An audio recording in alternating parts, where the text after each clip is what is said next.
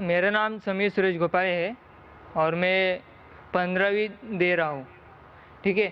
میرا سوال یہ ہے کہ اسلام ایک دھرم ہے اور قرآن ایک ہے اور اللہ بھی ایک ہے، تو مسلم سماج میں دو گٹ کیوں ہے، دو گروپ کیوں ہے؟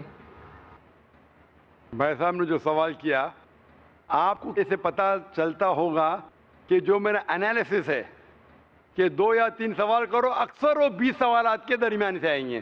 بھائی صاحب شاید لیٹ آئے ہوں گے اور میری پوری تقریر نہیں سنے ہوں گے.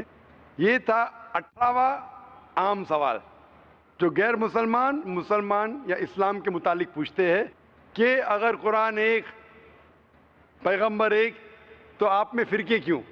آپ نے کہا 2 گروپ کیوں؟ اس کا جواب میں دے چکا ہوں، کیونکہ قرآن مجید میں لکھا ہے سورہ عمران میں سورہ نمبر 3 آیت نمبر 103 میں وَاعْتَصِمُوا بِحَبْلِ اللَّهِ جَمِيعًا وَلَا تَفَرَّقُوا، آپ اللہ کی رسی کو مضبوطی سے پکڑو اور آپس میں فرقے مت بناؤ.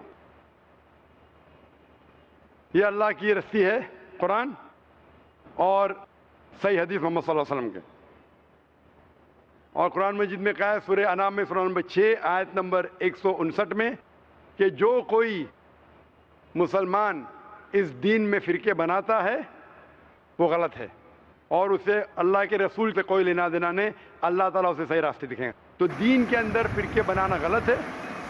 وہ آدمی، وہ مسلمان جو قرآن کو مضبوطی سے پکڑا ہے اور اللہ کے رسول کے پیغام کو پکڑا ہے، وہی صحیح مسلمان ہے اور وہی صحیح راستے پہ.